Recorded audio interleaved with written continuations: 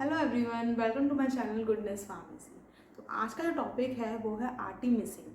Last video lecture में हमने pharmacognosy के दो टॉपिक कंप्लीट किए थे। यूनिट 3 स्टार्ट की थी, टर्पेनॉइड्स में मिंथॉल और सिट्रल। ये दोनों टॉपिक आपके कंप्लीट हो गए थे। अगर आपने वो लेक्चर नहीं देखे हैं तो मेरे चैनल पर जाकर देख लीजिए, उसकी लिंक भी नीचे डिस्क्रिप्शन बॉक्स में दे रखी है।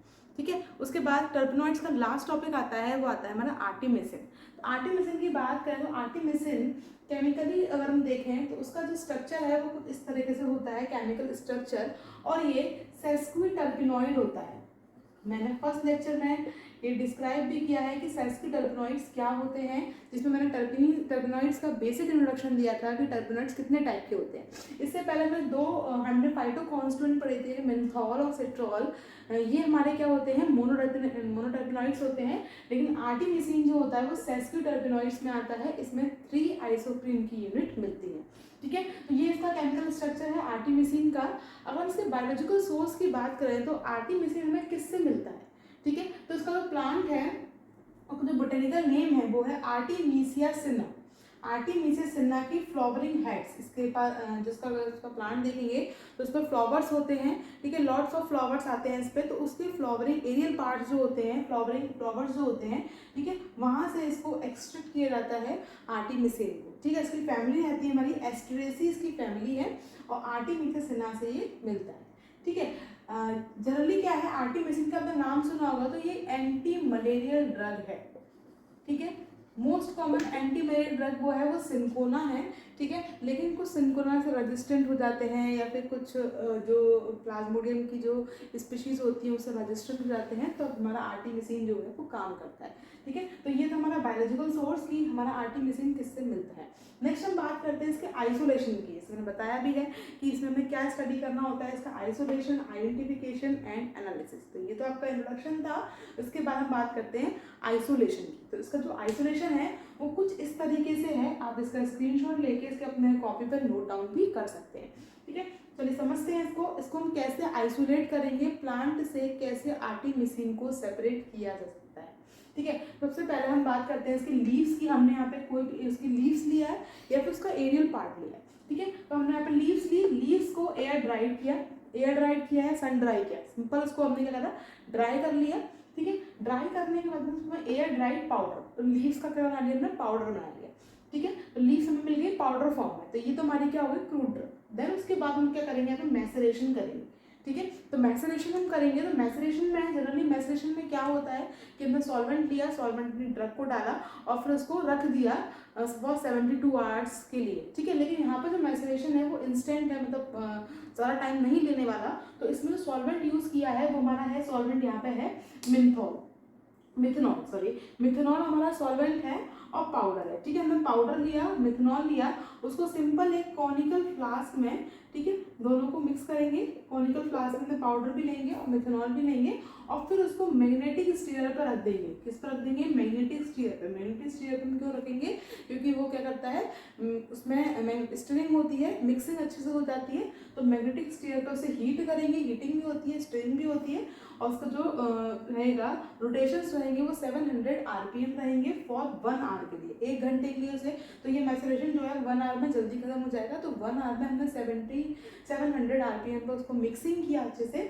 या फिर इसे तब तक हीट करेंगे तब तक ये कलरलेस ना हो जाए। कलरलेस मतलब क्या हो गया, जो उसमें पूरा लिक्विड है, मतलब मिथेनॉल में जब हम ड्रग को मिलाएंगे तो उसमें कुछ कलर रहेगा, उसका ग्रीनिश कलर का कुछ एक्सट्रैक्ट रहेगा, लेकिन जब तक हम उसे हीट करेंगे, जब तक वो हमारा लिक्विड है, सॉल्वेंट है, पूरा कलरलेस ना हो जाए, तब तक हम यहाँ पे क्या करेंगे, उसकी हीटिंग करेंगे। ठीक है, तो यहाँ पे क्या हो गया, हमने सिंपल पाउडर को मिथेनॉल में लिया, उसको हीट किया और तब तक किया जब तक वो कलरलेस ना हो जाए। ठीक है, तो उसके बाद जो हमें मिलता है वो हमें क्या मिलेगा, यहाँ पे एक्सट्रैक्ट मिल जाएगा। ठीक है, उसके बाद यहाँ पे करेंगे एक्सट्रैक्ट को हम एवापोरेट करेंगे बाय द रोटा एवापोरेटर।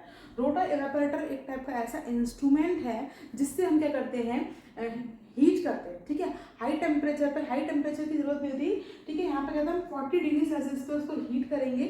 जनरली क्या होता है, हम नॉर्मल जब भी हम हीटिंग करते हैं, नॉर्मल जब भी हम जो एक्सट्रैक्शन करते हैं, तब हम क्या करते हैं, उसको एक्सट्रैक्ट बनाते हैं, उसको हाई टेम्परेचर पे हीट करते हैं। तो जब हीट करेंगे तब क्या होता है, तो उसके केमिकल्स होते हैं वो डिग्रेड डिग्रेड हो जाते हैं, इसलिए हम रोटावेपरेटर का यूज़ करते हैं। रोटावेपरेटर में क्या होता है, लो टेम्परेचर पे उसमें क्या होता है, एक्सट्रैक्ट बनता है low temperature 40 degree Celsius temperature पे, ठीक है। और उसको क्या करेंगे, एवेपोरेट करेंगे, जो भी हमारा लिक्विड है, जो भी हमारा एक्सट्रैक्ट आएगा उसको हीट करेंगे, ठीक है, कंसनट्रेटेड हो जाएगा।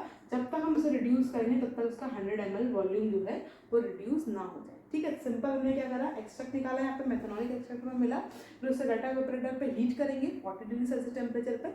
उसके बाद हमारे पास जो एक्सट्रैक्ट आएगा वो सेमी सॉलिड एक्सट्रैक्ट आता है, ठीक है, जो कुछ उसका जो ऑलमोस्ट सेमी सॉलिड से हो जाता है, क्योंकि जब उसे टेम्परेचर पे हीट करेंगे तो वहाँ पे क्या होगा, वो गाढ़ा हो जाएगा, ठीक है। तो यहाँ पे क्या होगा, 100 ml जब तक वो बन जाता है तब तक उसे रोटावेपरेटर पे हीट करेंगे, ठीक है। उसके बाद में जो हमारे पास एक्सट्रैक्ट आता है उसे हम बोलते हैं मिथेनॉलिक एक्सट्रैक्ट, ठीक है, क्योंकि इसमें मिथेनॉल मिला हुआ था, मिथेनॉलिक एक्सट्रैक्ट बोलेंगे इसे।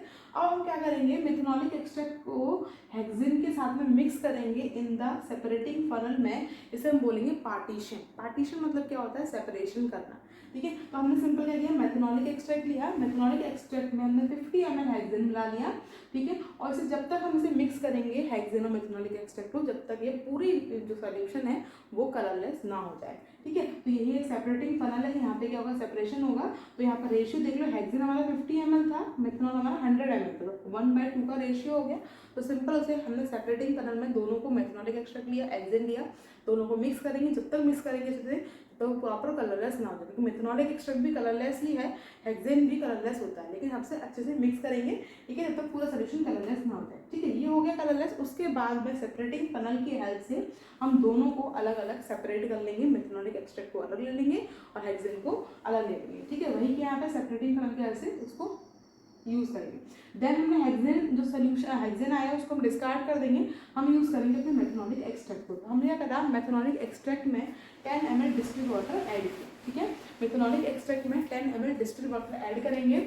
उसके बाद में इसमें हमने इथाइल एसीटेट ऐड करेंगे, ठीक है, 50 ml इथाइल एसीटेट ऐड करेंगे। मतलब मेथनॉलिक एक्सट्रैक्ट में हमने क्या करा, मेथनॉलिक एक्सट्रैक्ट लिया, ठीक है, उसमें 10 ml डिस्टिल्ड वाटर ऐड किया, उसके बाद में उसमें 50 ml इथाइल एसीटेट हमने ऐड किया, ठीक है। अब हम ऐड करेंगे 50 ml इथाइल एसीटेट। उसके बाद में क्या करेंगे, हम वैसे ही सिंपल यहाँ पे जैसे हेक्सेन के साथ किया था वैसे ही यहाँ पे सेम हम इथाइल एसीटेट के साथ करेंगे, ठीक है। तो जो भी हमारे पास मेथनॉलिक एक्सट्रैक्ट था उसमें हमने इथाइल एसीटेट ऐड किया 50 ml, देन उसको मिक्स करेंगे सेपरेटिंग फनल में, और जब तक पूरा कलरलेस नहीं हो जाएगा तब तक उसे मिक्स करेंगे। देन हम दोनों को हम सेपरेट कर लेंगे, इथाइल एसीटेट को अलग निकाल लेंगे और मेथनॉलिक एक्सट्रैक्ट को हम अलग निकाल लेंगे, ठीक है, यहाँ पे सेपरेशन हो जाएगा। उसके बाद में हमने दोनों ही सॉल्यूशन को कंसंट्रेट करेंगे बाय द हेल्प ऑफ रोटा एवेपोरेटर।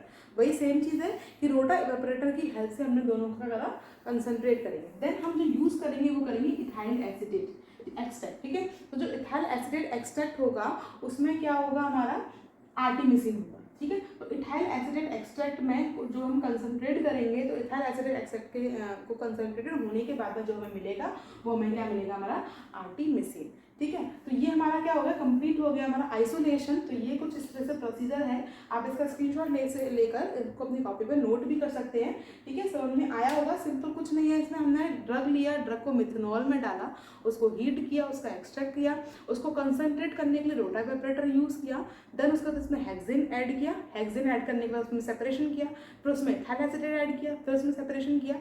जो इथाइल एसीटेट का जो सोल्यूशन है उसमें हमारा आर्टिमिसिन मिलेगा, ठीक है। तो वो हमारे इस तरह से हमारा सेपरेशन हो जाएगा। इसके बाद हम नेक्स्ट बात करते हैं आइडेंटिफिकेशन टेस्ट की। तो आइडेंटिफिकेशन टेस्ट देखें इसका, तो इसमें क्या होगा, हमने सिंपल अपना सैंपल लिया, ठीक है, सैंपल में 10 ml एल्कोहल ऐड करेंगे, ठीक है। सैंपल हमारा क्या हो गया, हमारा जो एक्सट्रैक्ट आया, जो हमने रोटा एवेपोरेटर से हमने एवेपोरेट किया था, उसके बाद जो एक्सट्रैक्ट मिला था वो हमारा सैंपल हो गया, या फिर हमारा जो लास्ट में जो आर्टिमिसिन आया था, ठीक है, तो वो हमारा क्या हो गया, सैंपल हो गया। सैंपल में हमने 10 ml एल्कोहल ऐड किया, उसके बाद में उसे बॉईल करेंगे, बॉईल करने के बाद फिल्टर करेंगे, फिल्टर करने के बाद जो फिल्ट्रेट आएगा, ठीक है, उसमें हम क्या ऐड करेंगे, NaOH सोडियम हाइड्रोक्साइड ऐड करेंगे, ठीक है। उससे उसे हीट करेंगे, हीट करने पर रेड कलर आता है, रेड कलर आता है तो ये इंडिकेट करता है द प्रेजेंस ऑफ आर्टिमिसिन, ठीक है। तो ये आपका हो जाता है आइडेंटिफिकेशन टेस्ट। इसके बाद नेक्स्ट हम बात करते हैं इसकी एनालिसिस की। तो यहाँ पर हम देखेंगे कि यहाँ पर जो एनालिसिस होती है इसके दो मेथड से की जाती है, analysis bye TLC, analysis bye UV. Last जो फाइटोकॉन्स्टिट्यूएंट में पढ़े थे मिंथॉल और सिट्रल, इसमें हमने केवल एनालिसिस की थी टीएलसी के थ्रू। तो यहाँ पर हमारा यूवी के थ्रू भी हम एनालिसिस में कर सकते हैं। दो मेथड दे रखे हैं, दोनों में से किसी से भी हम कर सकते हैं। सबसे पहले हम बात करते हैं एनालिसिस बाय टीएलसी के थ्रू। ठीक है, इसका जो डिटेल्ड प्रोसीजर है वो मैंने फर्स्ट जो लेक्चर है इसका टर्पेनोइड्स का मिंथॉल, ठीक है, उसकी लिंक दे रखी है डिस्क्रिप्शन बॉक्स में, वहाँ पर मैंने एक्सप्लेन कर रखा है। तो वहाँ पर जाकर आप इसको अच्छे से डिटेल में टीएलसी को देख सकते हैं, पढ़ सकते हैं। तो यहाँ पे केवल आप शॉर्ट में देख लीजिए कि इसमें कौन कौन से मोबाइल फेज में हम कौन से केमिकल यूज़ करते हैं, सैंपल कैसे प्रिपेयर करते हैं। अगर शॉर्ट में क्वेश्चन पूछ जाता है, जैसे एग्जाम में शॉर्ट क्वेश्चन पूछा जाता है तो आप केवल इतना ही लिख कर आए हैं उसके बारे में, लेकिन लॉन्ग आंसर में पूछा जाता है तो लॉन्ग में आपको इसका प्रोसीजर भी मेंशन करना पड़ेगा। ठीक है, तो उस प्रोसीजर को अच्छे से पढ़ लेना। ठीक है, चलिए हम बात करते हैं इसमें टीएलसी की। सबसे पहले हम सैंपल प्रिपेयर करेंगे। हम सैंपल कैसे प्रिपेयर करेंगे, तो सिंपल हमने 1 mg सैंपल लिया, जो हमें आर्टिमिसिन हमने आइसोलेट किया था वो 1 mg लेंगे, उसको हम 1 ml क्लोरोफॉर्म में ऐड कर देंगे तो हमारा सैंपल बन जाएगा। ठीक है, उसके बाद हम मोबाइल फेज में दो केमिकल होंगे, इसमें petroleum ether and ethyl acetate. ठीक है, तो पेट्रोलियम ईथर और इथाइल एसीटेट दोनों का 1/2 का रेशियो रहेगा, मतलब अगर ये 50 ml है तो ये 100 ml लेंगे। ठीक है, तो जितना भी हमें सॉल्वेंट तैयार करना है, मोबाइल फेज बनाना है, उसके अकॉर्डिंग हम 1:2 के अकॉर्डिंग इसको कैलकुलेट करके ले सकते हैं। ठीक है, next detecting agent. Detecting agent क्या लेते हैं इसमें, पैरा डायमिथाइल अमीनो बेंजल्डिहाइड। ठीक है, तो मैंने जैसे बताया दिया पहले भी, हर एक केमिकल को डिटेक्ट करने के लिए अलग अलग केमिकल होता है।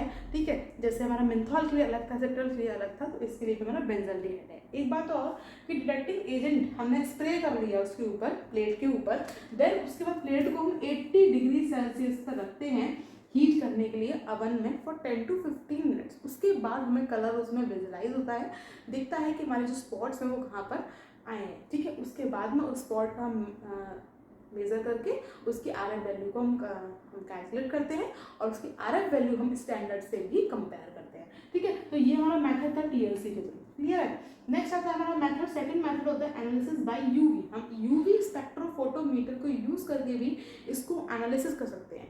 कैसे एनालिसिस करेंगे इसकी, यूवी में हमारा क्या रहता है, वेवलेंथ आती है। ठीक है, तो उसकी स्टैंडर्ड वेवलेंथ दे रखी है कि जो हमारा 200 to 400 नैनोमीटर के बीच में इसकी वेवलेंथ अगर हम आती है, इसका मतलब हमारा जो सैंपल है वो बिल्कुल प्योर है, quality and quantity wise accurate है। ठीक है, तो यहाँ पर मैं क्या करा, सबसे पहले यूवी में जो क्यूवेट्स होती हैं उसमें हमें सैंपल अपना डालना होता है। तो उसमें हमने 1 mg आर्टिमिसिन लेंगे, 1 mg आर्टिमिसिन में 10 ml मिथेनॉल ऐड करेंगे। ठीक है, उसके बाद से यूवी स्पेक्ट्रोफोटोमीटर में रख देंगे। रखने के बाद में वेवलेंथ जो होगी वो अपने आप कैलकुलेट हो जाएगी। तो वो हमारा वेवलेंथ जो होनी है वो 200 से 400 नैनोमीटर के बीच में आनी चाहिए। इसका मतलब ये हमारी स्टैंडर्ड वैल्यू है, इतना इसमें आना चाहिए। इसका मतलब हमारा जो सैंपल है वो प्योर है। ठीक है, तो ये आपका हो गया एनालिसिस। नेक्स्ट लास्ट टॉपिक आता है हमारा यूटिलाइजेशन। तो यूटिलाइजेशन मतलब क्या होता है कि हमारी ड्रग को यूज़ कहाँ कहाँ किया जाता है। जैसे मैंने पहले ही बताया है कि आर्टिमिसिन जो है वो एंटी मलेरियल ड्रग है, तो इसको मलेरिया में यूज़ किया जाता है। आप बोलेंगे कि यहाँ पर सबसे मेजर एंटी मलेरियल ड्रग जो है वो हमारी सिनकोना है। ठीक है, तो प्रायोरिटी बेस पर हम सिनकोना ही यूज़ करते हैं, लेकिन वो पेशेंट जो सिनकोना से सेंसिटिव, सिनकोना से रेजिस्टेंट हो चुके हैं, या फिर प्लाज्मोडियम फेल्सीपेरम और प्लाज्मोडियम वायलेक्स, ठीक है, इनसे रेजिस्टेंट है। ठीक है, जब वाली स्पीशीज, तो इस केस में हम क्या करते हैं, एंटी मलेरियल ड्रग को यूज़ करते हैं। जो पेशेंट सिनकोना से रेजिस्टेंट हो गए हैं, ठीक है, या प्लाज्मोडियम फेल्सीपेरम, प्लाज्मोडियम वायलेक्स से सेंसिटिव हैं, तब हम एंटी मलेरियल इसको आर्टिमिसिन को यूज़ करते हैं। ठीक है, तो आपका ये पूरा टॉपिक जो है वो कंप्लीट हो गया है आर्टिमिसिन का। आई होप आपको समझ में आया होगा। अगर कोई डाउट रहता है इसके रिगार्डिंग तो आप मुझे कमेंट सेक्शन में पूछ सकते हैं कमेंट करके। नोट्स के लिए आप इस की स्क्रीनशॉट ले लीजिए, कॉपी पर नोट डाउन करिए, आपका नोट्स भी प्रिपेयर हो जाएंगे। ठीक है, वीडियो को अच्छी लगे तो वीडियो को लाइक करना, चैनल को सब्सक्राइब करना। चलिए मिलते हैं नेक्स्ट लेक्चर में। Thank you for watching.